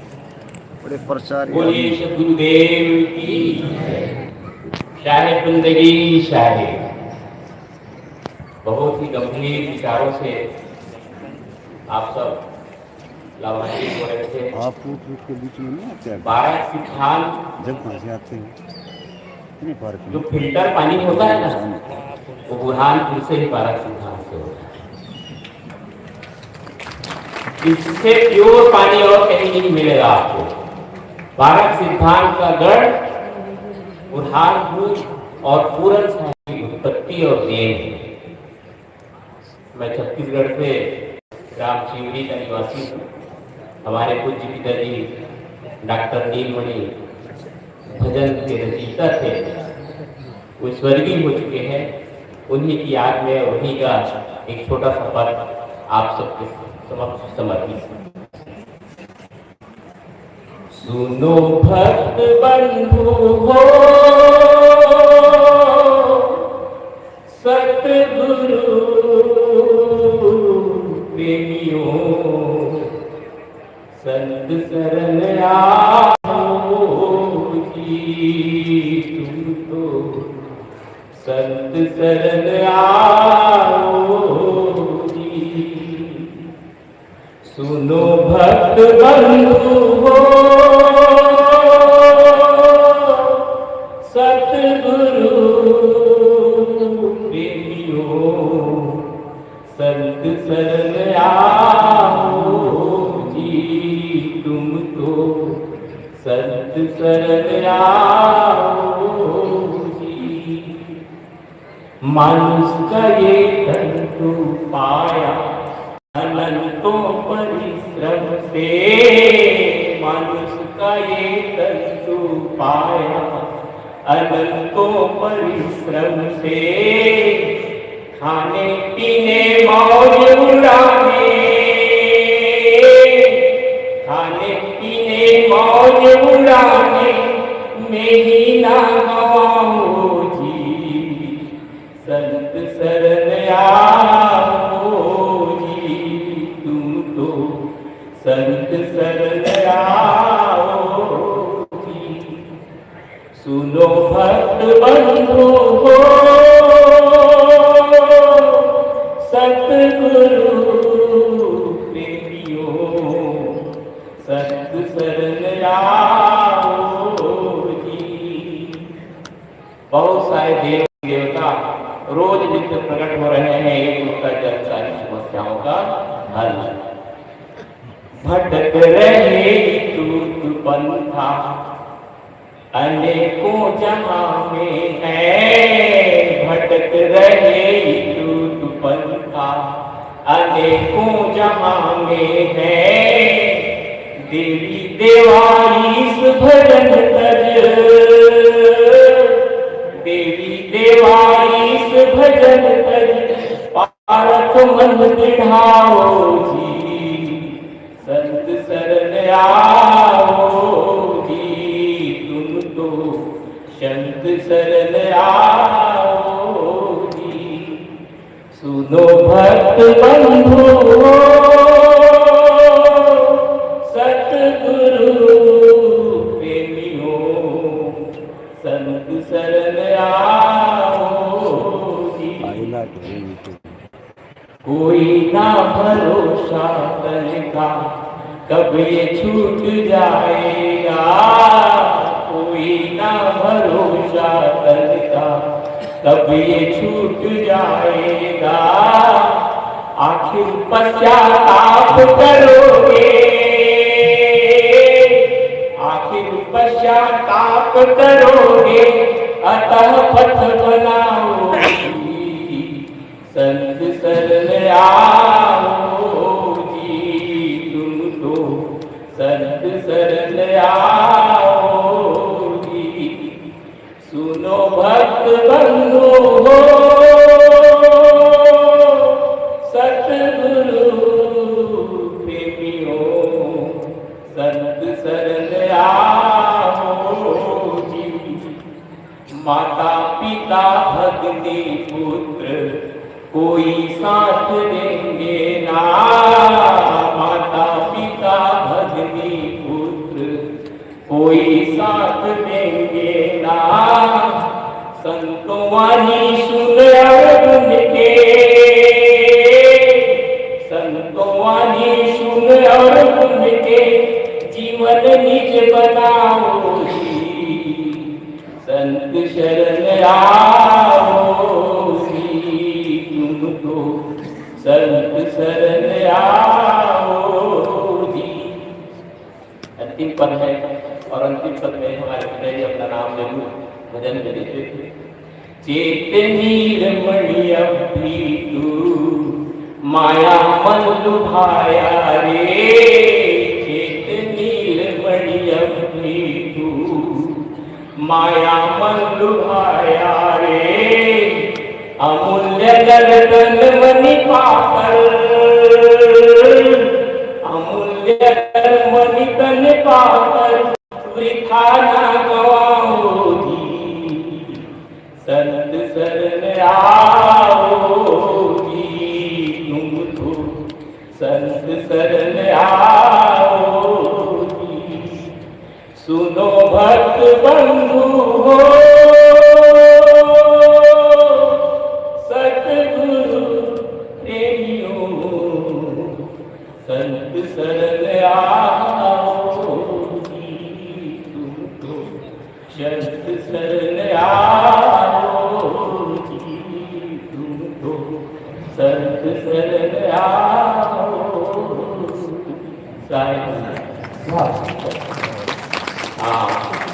मंचा सिंह बना साहेब जी हमारे ग्राम सिहोरी में 1 साल तक कवि आश्रम में रहे, उनका सानिध्य सबको मिला और आज इस स्थिति में हम हैं। उनका ज्ञान दर्शन और संत श्री अमोही साहेब जी छत्तीसगढ़ में पूरा भ्रमण करते हैं।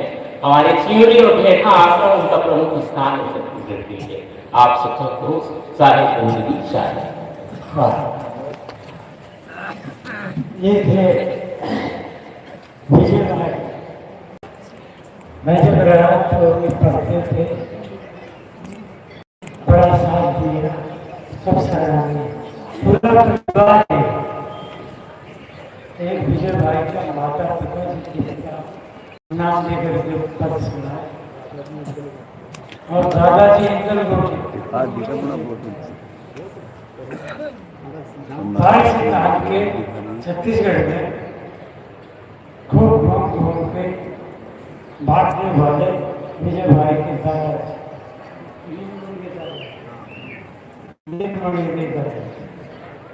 हाँ माता को देखा गेंदी माता थी। चले आए थोड़ा बैठे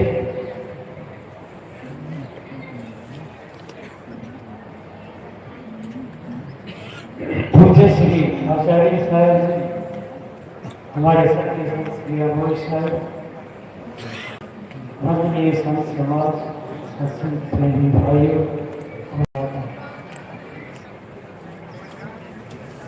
ठीक बात है। जीवन का क्या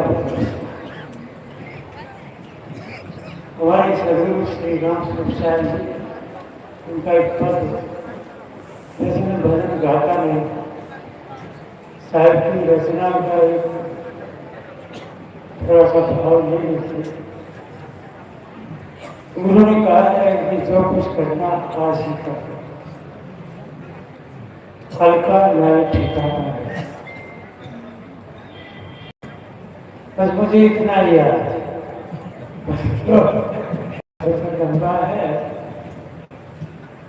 मगर ये बात भी काफी है। जो कुछ करना आज ही करना, कल का नया ठिकाना है और क्रिए का परिणाम निश्चित आता है। आपने महात्मा के द्वारा आने को द्वारा सुना होगा, जो दोगे वो पाओगे, जो बोगे वो काटोगे, जो करोगे वो भरोगे। ऐसा सुनते हैं तो हमारे सदगुरु कहते हैं कि जो कुछ बेचा लौट के क्या मिलेगा? अपना किया अपने पास ये निश्चित है। यहाँ किसी को दोष देने की जरूरत है। कितना साफ सुथरा सिद्धांत है। किसी भी लोग समझना नहीं चाहते, इससे ज्यादा अंधापन और क्या। अब जैसे हमारा की जगह बैठे, सत्संग से बढ़कर उसकी कौन आराम की जगह। अब आराम की जगह बैठकर भी शांत नहीं हो पाते। आप सोचो ना निर्दोष की। और शुरुआत महात्मा कहते हैं काया नस्वर है, उसके भीतर बैठा जीव अमर है। आपका मरण नहीं, कोई मार सकता भी नहीं, और शरीर को तो जोड़ना चाहिए, ये टिकता नहीं। कभी बचपन था, पौधों की जमाने भी चली गई, तो बुढ़ापा है, उसके बाद मरघट। इतना है तो सारा खेल है। एक मरघट के बाहर लिखा था, अरे गांव मंजिल तो तेरी यही थी,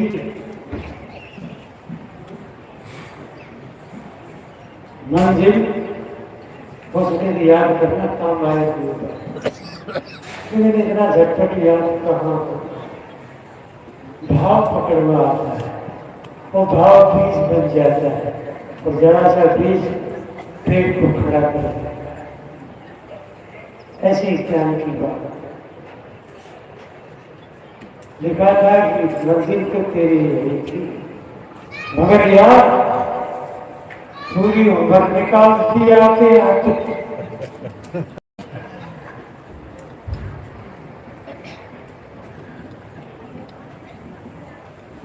कई दिन में मैं भी उठा रहा हूँ, थोड़ा सा फिर से दोहरा देते। मंजिल तो तेरी यही थी, मगर यार पूरी उम्र निकाल दी आते हैं। क्या मिला तुझे इस जिंदगी से? अपना नहीं तू जला डाला जाते जाते। जिनको तो ये मेरी माँ, मेरा बाप, मेरा भाई, मेरा बेटा, ये मेरा तेरा खत्म नहीं होता, जीवन खत्म हो जाता है। सदगुरु ने कहा भी है, मौत तो में जरे जग सा। क्या बात है। सदगुरु कबीर साहब की खासियत है, उसे ठीक से सुनिए। उन्होंने ये लंदन, रूस, जापान, भारत इस तरह की शब्दों का प्रयोग किया। 120 वर्ष का जीवन, और 20 साल की उम्र में भी भरी जवानी में यदि सदगुरु खड़े हुए ज्ञान बांटने के, तो वे जब अपनी बात कहते हैं तो पूरे जग की तरफ इशारा जहाँ भी गए पूरे जग को छांटा, जग की बातों को, जग के व्यवहार। बीजेपी में ऐसा कोई सच नहीं मिलेगा जो जीवन में काम नहीं आए। ज्यादा मोटी पुस्तक है इसे भी जानते।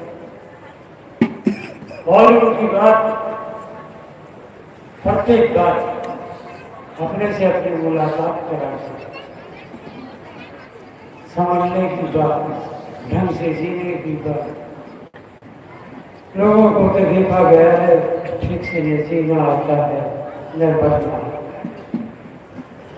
मनुष्य ने बात तो दिया, अच्छी बात है, लेकिन सचमुच मनुष्य होना।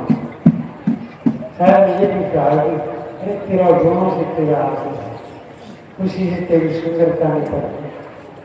ये हर मास का ढांचा भी किसी का गोरा चांद, किसी चमड़ी काली है,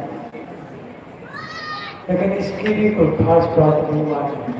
गुरु ने कहा कि तो गुणों से मान बनता है, सुंदर बनता है, अच्छे कर्मों से तेरा जीवन साफ सुथरा बनता है। और ये काम मनुष्य रेगुलर हो सकता है। पशु पक्षियों में चले जाओगे, पछताने की सिवा कुछ नहीं। तो क्यों न अभी पाए हुए हैं ही, क्यों न हम मनुष्य बन के जी, एक सच्चे इंसान बन के जी, ढंग से जी। आदमी को देखा गया न ढंग से जीना आता है, न ढंग से मरना आता है। जब देखो जब रोना धोना है। एक बात मुझे याद आ जाती है, मैं अपने आदमी जब आप किसी से पूछते हो कि कहो क्या हाल चाल है, तो आदमी हाथ उठा के कहता है सब कुछ ठीक है, बहुत बढ़िया। ऐसे अब सुनने वाले की छाती बैठ जाती है, ये ठीक है, मैं मारा गया, जो उसे अपना जीवन याद आ जाता है। लेकिन ऐसा मत सोचना ठीक, सत्संग के बिना, पार के संतों के सानिध्य के बिना, उनकी शरण के बिना कोई भाई का ठीक हो सकता है। ठीक कहना अलग बात है, इसका अनुभव भी कर लेना। जो आपको कहता है हाथ उठा के सब ठीक ठाक है, उसको जरा 5 मिनट दो अपना, ज्यादा समय नहीं, केवल 5 मिनट की बात। अब ऐसा बैठे 5 मिनट आप उसके पास बैठोगे, आप कुछ मत बोलो, पर बैठ जाओ, थोड़ी चर्चा चला, फिर वो बताएगा अब की बात फसल भी ठीक नहीं हुई, आपको ज्यादा कहने की जरूरत नहीं। वो लड़की बस वो प्यार किया था, शादी वो बहू भी ठीक नहीं आई, मकान बनाया था गांव से बाहर, उसकी भी दीवार गिर गई, वो भी ठीक नहीं, पत्नी की भी तबीयत ठीक नहीं रही थी।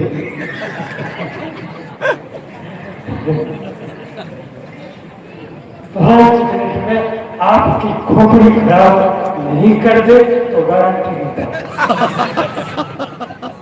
पहले तो ऐसे हाथ उठा के जल्दी दे के कहना सब ठीक, जब तेरा कुछ ठीक है तो पहले ही बता देता कुछ भी ठीक। ये तो बेचारा उसे जाके सो जाता, मेरे जैसा एक और घूम गया, बहुत बुरी दशा है। ऐसा प्रसन्नता सत्संग से पैदा होती है, शांति सत्संग से मिलती है। सत्संग का मतलब है साथ, सत्य का साथ होता है, अपना स्वरूप भी सत्य है, बाकी पूरा जगत परिवर्तनशील है, क्षण भंगुर, क्षण सामने दिखता है फिर बदल जाता है। ऐसे ही कभी हम बच्चे थे, सबका बचपन आ गया, फिर जवान हुए, बहुत समय जवानी उससे दी गई, फिर बुढ़ापा, फिर देखने वाले ने ठीक ही लिखा था यार मंजिल तो तेरी है, उसे बहुत तो था नहीं, फिर बरगद पहुंचाना पाया को ले जाना वो फिर मंजिल नहीं, और जिसका जितना जल्दी दिमाग होता उतना होकर कहता भी है, सुनता भी है, लिखता भी पढ़ता है। हमसे बात है कि ये शिक्षा पर बात है, इसलिए मैंने इसे पूछी। मामला खोलना पड़ेगा, उन्होंने कहा है कि देना पड़ेगा, जो कुछ करना आज ही पेमेंट करना। बंद होगा ना। आज होता अब एक साथ कहा है कि आपकी चढ़ी कमान खुद जाने पर कब चढ़े, आपकी चढ़ी कमान खुद जाने फिर कब चढ़े। आज वो जीवन हासिल है, हासिल तक का भी पता नहीं इसी से पहुंच जाए, ऐसा करता है। और फिर भी आदमी नादान बना रहे, अनजान बना रहे, तो फिर वो दिन कब आएगा। पार्टी संतों का बहुत बड़ा प्यार, बहुत बड़ा उपकार है, क्योंकि ये हमें सच्चा मनुष्य बना दिया। एक भिखारी था, कथा एक कल्पित है। भिखारी सुबह सुबह उसे प्यास लगी तो पानी पीने के लिए मन हुआ। अब प्यासा तो पानी की याद करेगा, सभी को पता है। सुबह सुबह का समय था, एक सेठ अपनी दुकान खोल के बैठा। सेठ शहर का धनी आदमी था।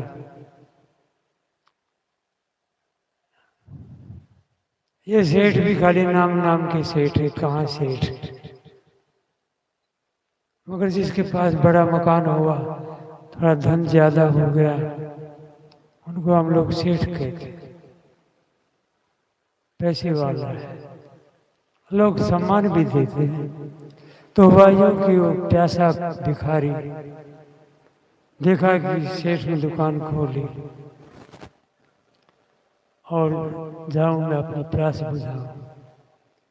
अब जब वो दुकान की तरफ जा रहा था, सेठ की नजर पड़ी। सेठ ने देखा कि भिखारी आ रहा है, सुबह सुबह चला आ रहा है,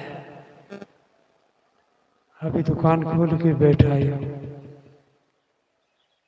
तो भीतर से थोड़ा जल बन गया।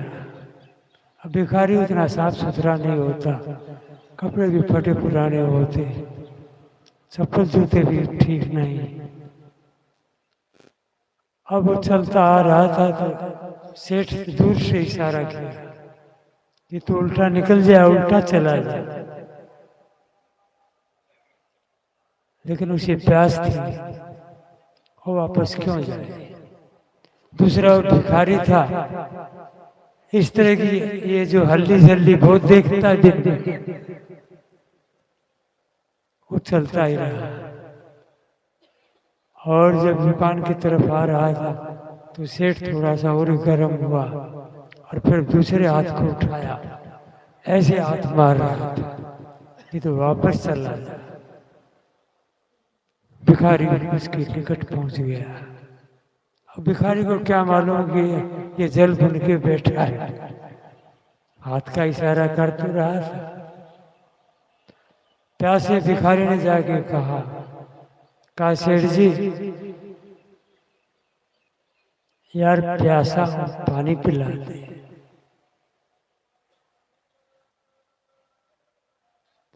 सेठ ने कहा कि आदमी नहीं है, नौकर चाकर नहीं आए होंगे।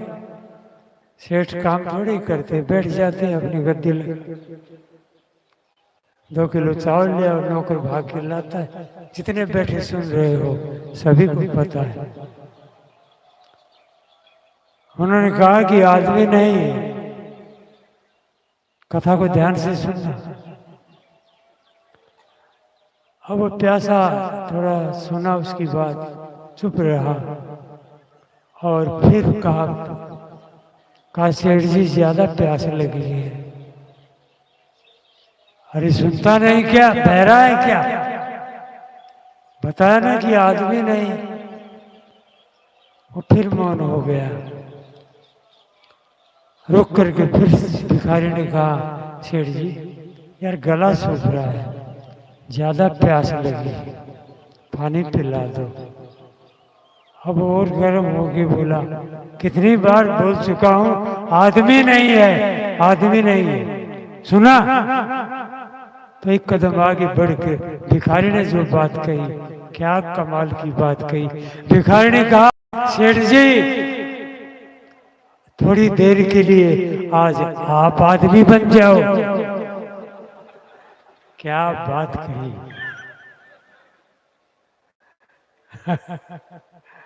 क्या कहा? कहा थोड़ी देर के लिए आप आदमी बन जाए। उसका मकान पीछे था, दुकान आगे थी। उसकी पत्नी ने सुना कि बहुत देर हो गई, कौन मेरे पति के साथ उलझा हुआ है, क्या बात।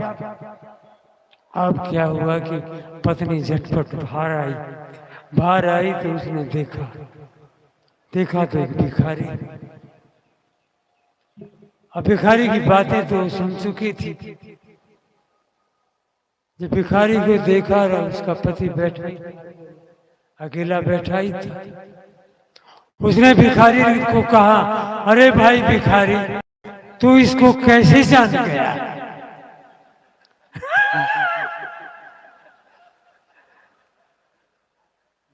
तू मेरे पति को कैसे पहचान गया यार?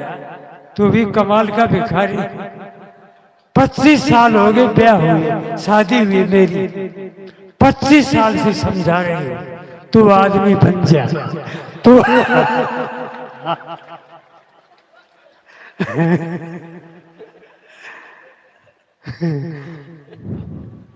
थोड़ी देर हंस लो और क्या।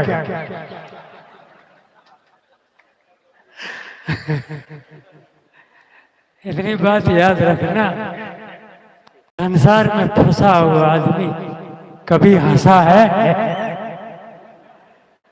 उसे कोई हंसा पाया? हंसना इतना आसान थोड़ा ही है। हंसना, खूब हंसना, मैं हंसने के पक्ष में हूं। मगर एक बात गांठ बांध लेना, कभी किसी की हंसी मत उड़ाना, इसको याद रखना। हंसना क्या अपराध है? हाँ, दूसरे की हंसी उड़ाना, ये निंदा चुगली करना, ये सब झूठे लोगों की बात है। उनसे छुटकारा पाओ। जब भी किसी के पास बैठोगे वो ठीक नहीं है और नहीं है, सब दूसरों को ढोते और रोते, अपना ख्याल नहीं आता कभी और जीवन चला जाता है। मैं कौन हूँ, मैं शांत हूँ या शांत, मुझे कहीं जाना भी है या यही कहानी खत्म है, पूरा जीवन बीत जाता है।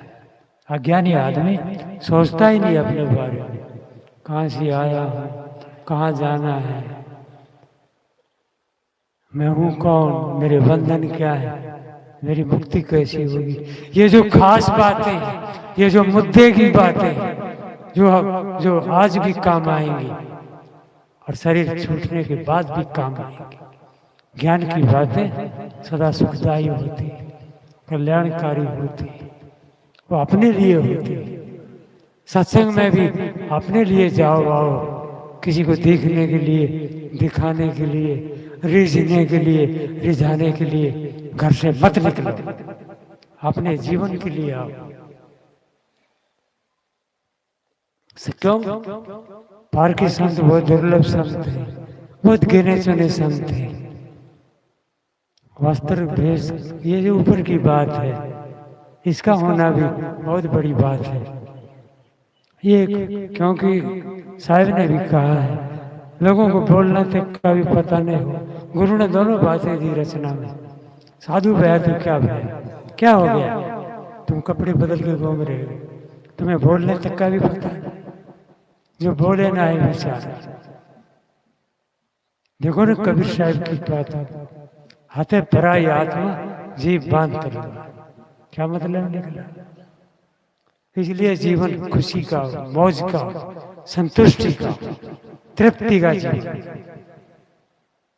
जो आदमी दूसरों को ढोता और रोता रहता है, अपने को बचा लो, अपने जीवन पर हक का अधिकार है। इस संसार की बातें कहीं पहुंचाती नहीं, भटकाती, चिढ़ाती, लड़ाती। सत्संग का मतलब होता है जीवन शांत हो जाए तो ठीक। तो हमारे सगुरु की रचना में उठा, बातें तो बढ़ते बढ़ते बढ़ जाती हैं। उसमें कुल इतना ही दिया है कि आज और अभी, क्योंकि अभी जीवन हमारे पास है, साथ है। जिसका वर्तमान ठीक होगा उसका भविष्य भी ठीक होगा। भविष्य कहाँ से निकल के आएगा? आज है, वो कल जिसके इंतजार करते हो वो कल आते ही आज हो जाएगा। कल कभी आता नहीं और काल आ जाता है। मौत भी कहीं चल कर नहीं आती। प्रारब्ध कब अंत हो जाए किसको किसका पता है।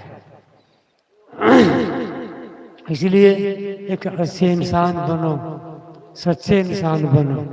दूसरा आपको अच्छा मानता नहीं मानता, छोड़ो उसकी बात। सब नहीं समझेंगे ये संसार ही ऐसा है, कौन किसके बारे में क्या कहता है, छोड़ो इसको, बिल्कुल काट दो इस बात को। दुनिया पता नहीं दिल वालों को क्या क्या कहती रहती है, कब किसको छोड़ा है। इसलिए अपने भीतर झांको तो ठीक। जो व्यक्ति सत्यवादी, व्यक्ति का अर्थ मेरा स्त्री और पुरुष से है, कल्याण दोनों कर सकते हैं। माता घटों का भी उतना ही हक है जितना भाइयों का है। दोनों समान गणना की है, दोनों कल्याण कर सकते हैं, दोनों सुधार कर सकते हैं, दोनों त्यागी हो सकते हैं, दोनों मुक्त हो सकते हैं। इसलिए कभी भी किसी मातागढ़ से घृणा मत करो। हाँ, वासना की ओर से आसक्ति बढ़ती है, विषय भोगों की मांग बढ़ती है। कितना कौन क्या पाया भोगों में, कितनी बार भोगोगे, कितने दिन भोगोगे, ये चंचलता कब मिटेगी? अपने से अपनी बात करो ना। और क्या है जीवन में? लेकिन लोगों को, संसार के नर नारियों को अपना बोध नहीं। अपना बोध का मतलब है स्वरूप का बोध नहीं। क्या फायदा हुआ? इसलिए हम लोग क्यों ना अपने आप को देख के खुश रहे। हमें बोध मिला, चैतन्य का बोध, स्वरूप का बोध, निजता का बोध। और क्या चाहिए? मौका अभी, और यही हमें निर्भयता से जोड़ देता है। हम रोज गाते हैं, साहिब कबीर अभय पदाता, भय से मुक्त कर देता है ये पारक सिद्धांत। लोग मरने से भी डरते हैं, या मरने तक का भी भय खत्म। किस बात का भय? मरने से लोग डरते हैं, जीव मरता ही नहीं, शरीर मरा मराया है। ये जीने की जो कामना है इसको भी छोड़ो। जी के क्या करोगे? कभी बाजार गए, कभी घर आए, कभी जागे, कभी सोए, कभी छत पे चढ़ गए, कभी नीचे उतर। नहीं, आप लोग इतना लंबा जीवन जी लिए, आज तक क्या पाए? सिर्फ भागदौड़ ही तो है। कब होगी ये भागदौड़ खत्म? अब बात करो ना अपने से। इसलिए साहब तो पारक सिद्धांत हमें बिल्कुल सम्राट बना देता है, ढंग आ जाता है जीने का। क्या गरीब क्या अमीर, बहुत थोड़े में भी बड़े ठाठ से जिया जा सकता है, और बहुत धनी भी रोते देखे गए। क्या फायदा? कितने अनपढ़ भी महा पढ़े लिखे, कितने पढ़े लिखे भी महा अनपढ़, क्या फायदा? धर्म के नाम पर भी बहुत धंधा है। धर्म के नाम पर भी सदगुरु कबीर साहब घूमे इन्हीं लोगों के बीच। ये धर्म के दावेदार जो अपने आप को मानते थे, उनके बीच गुरु भी घूमे और उनकी बातों को पकड़ के ऐसा निचोड़ के गए। क्या वेद, क्या शास्त्र, क्या कुरान, क्या पुराण, क्या गीता, क्या भागवत, ऐसा गुरु का ज्ञान है। और ऐसे परम सदगुरु को अंधे लोग खुद अंधे और उनको अनपढ़ कहते हैं। याद रखना, धर्म के नाम पर भी धंधा है और यहाँ आदमी पढ़ा लिखा भी अंधा है। कभी कोई थोड़ा बहुत पढ़ लिख करके इस गुमान में हो, इस चर्बी को छीन देना, हटा देना। साहब तो पूरे संसार को कहे। आप लोग भी जब पढ़े होंगे ना, साहब ने कहा ना बंदा शब्द आता है, कहीं कभी ऊपर कैसा है नहीं, ऊपर की रचना शुरुआत, ये जो पद नहीं है पूरा, झूठे जनपति आओ वो संत सुजाना, नहीं यही है। साहब की रचना में पूरी बोल देता हूँ। झूठे जनपति आओ हो संत सुजाना, तेरी घटी में ठकपुर है मत खोआ पाना। झूठे की मंडान है धरती आसमाना, दसों दिशा बाकी फंद है जीव घेरे आना। योग जब तब संयमा तीरथ व्रत दाना, नौदा वेद की तेज सब झूठे का बाना। काऊ के वचन, हे बाबा आपस में बातचीत नहीं, जिसको जाना हो 10 फीट रास्ता खुला हुआ है, जो यहाँ बैठे शांति से बैठे।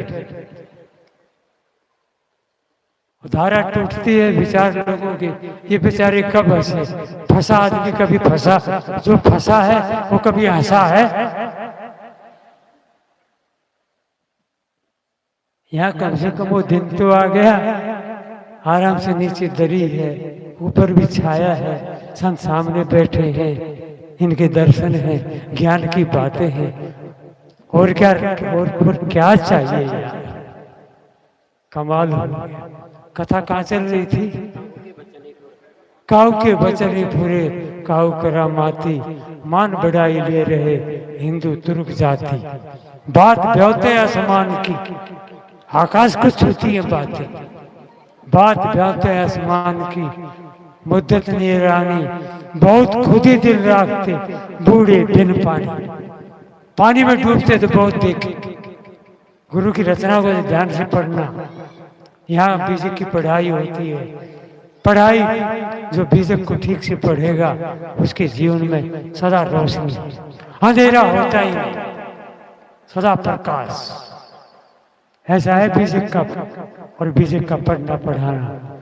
नीचे साहब कहते हैं, कहीं कभी कासो कहूँ, किससे कहूँ मैं जड़ चेतन का भेद, किससे बताऊं अपने रचना की बात, भरम अंधविश्वास की बात। कहीं कबीर कासो कहूँ सकलो जगंधा, अरे साचे से भागा फिरे और झूठे का बना। आप किसी को अंधा मत कह देना, आपको घर तक नहीं पहुंचने देगा। कभी इस घमंड में कि मैं किसी को अंधा कह दूं, ऐसी भूल मत कर। ये तो गुरु कबीर की बात बता। वे शहंशाह थे, वे सम्राट थे। ये बाहर का राजा महाराजा के जो हम नाम लेते हैं, ये काय के सम्राट यार, 24 घंटे चिंता से घिरे और भरे हैं। उनको सम्राट मत कहो, संत सम्राट होते, संत शहंशाह होते। ये चिंता मुक्त होते हैं, ये बंधन मुक्त होते हैं। इन्हें कहो न, इनके आगे रुको झुको, इनके आगे हाथ जोड़ो तो बात बनेगी। संसारी आदमी की तो ऐसी मांग है कि महात्मा नमस्ते कर दे तो ठीक। क्या उल्टी चाल पकड़े और फिर कहते हैं कि जीवन ठीक हो जाए। एक उदाहरण सुनो फिर उठते हैं। बातें अच्छी भी लगती, मुझे भी पता है, मगर 5-7 महात्मा मेरे पीछे लगे थे और आज तो मंच पर ही बोल दिए थे। साहब जी आप सुनाओ। संत महात्मा सुना ही रहे, मैं कोई नई बात तो नहीं बताता, मगर संत महात्माओं का ही बड़ा प्यार है। ये भी दुलारते हैं हमें, साहब संतों की कृपा है इसमें। प्रेमी भी कई आसन पर पहुंचे। साहब जी आप कब बोलोगे? बोल तो रहे और कैसे बोल, दिन भर से बैठे तब से बोल ही रहे, मगर फिर भी चलो अब की बात सुनो।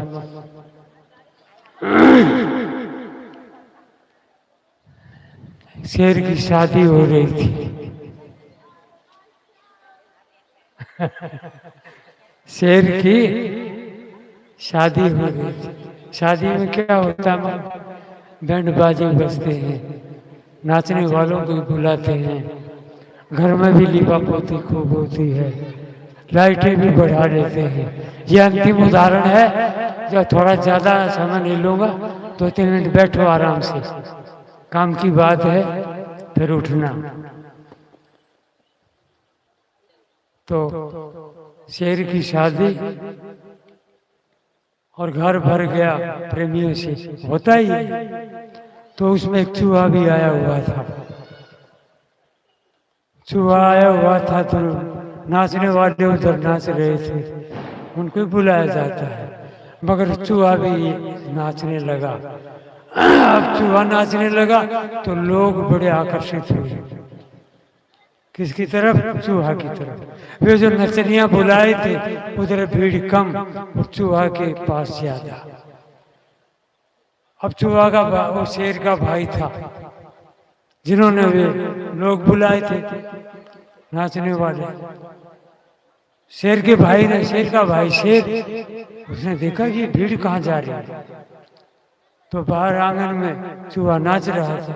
उसने देखा चूहा को कौन बुलाया? और ये सारे उधर से हटके आए। तब क्या हुआ कि वो पूरी भीड़ चूहा की तरफ, और जिधर चूहा गया उधर भीड़ भी चली गई। छत के ऊपर चूहा चला गया, लोग भी छत पर चढ़ गए। ऐसा नाच चूहा का। उसके भाई के भीतर आग लग गई कि यार इसे भी बुलाए थे, सब पैसा बेकार जाएगा, ठीक है। वो ऊपर चढ़ के गया। अब उसको बेचारे चूहे को क्या मालूम, मगर जब नई बात बनी तो शेर जाके उसके पास पहुंचा। कहा रुको, तुम्हें किसने बुलाया? कहा यार क्यों, क्या बात है, भूल गई क्या कि आज मेरे यार की शादी। यार की शादी होना क्या बुरा? उसने कहा यार कहाँ मेरा भाई, कहाँ तू चूहा, कहीं है कुछ? उसने कहा इधर सुन और निकट आ। कौन बोला? तो क्या बताएगा? जो वो निकट आया, कान खोल के सुन, कुछ दिन पहले मैं भी शेर था। चूहा तो मैं अब हुआ जो मेरी शादी और थोड़ी देर के बाद ये भी चूहा होने हो। चलो आप लोग सारे जानकार बैठे हो, बड़ी खुशी खुशी सत्संग, बड़े प्रेम पूर्वक वंदना बोलना। मैं अपनी वाणी को विराम देता हूँ।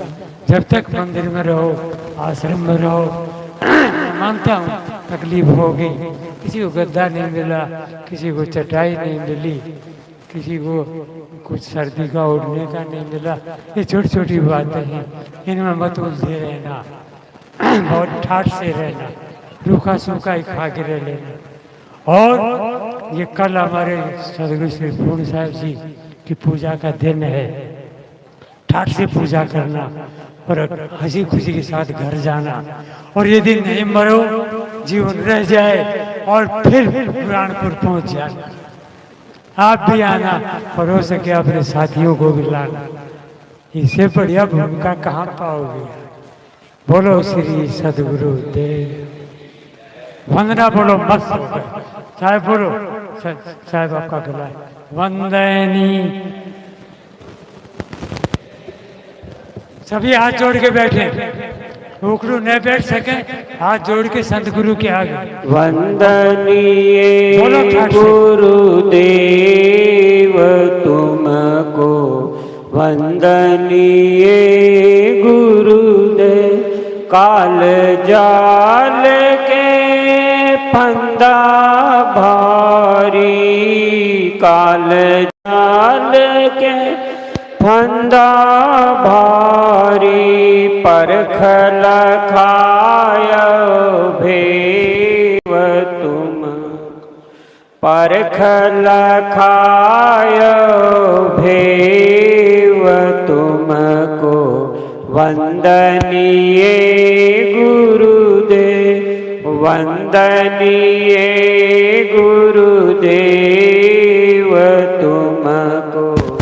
वंदनीय गुरु।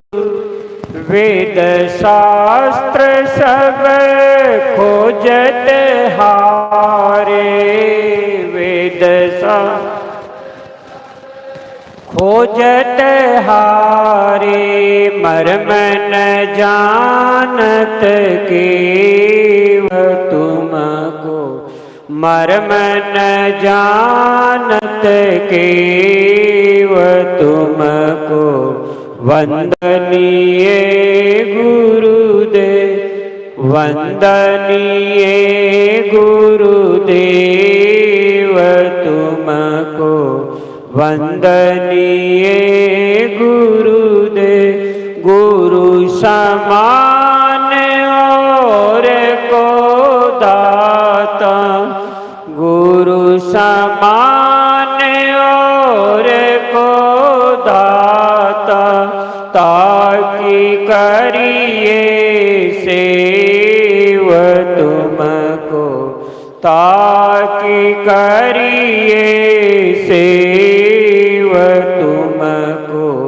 वंदनीय गुरुदेव, वंदनीय गुरुदेव तुमको। वंदनीय गुरुदेव। साहिब कबीर अभय पद दाता, साहिब कबीर अभय पद दाता।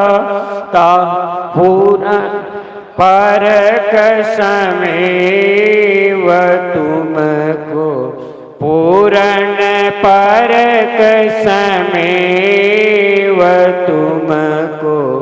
वंदनीय गुरुदेव, वंदनीय गुरुदेव तुमको। वंदनीय गुरु। बोलिए श्री सद्गुरुदेव की, संत समाज की साहिब।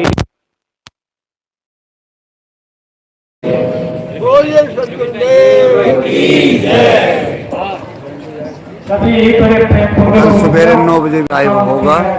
कोई भी अपने हाथ से मत मारे। इस समाधि के सामने चटाइयाँ बिछी हुई है, लेकिन इसमें कृपया सभी भक्तों से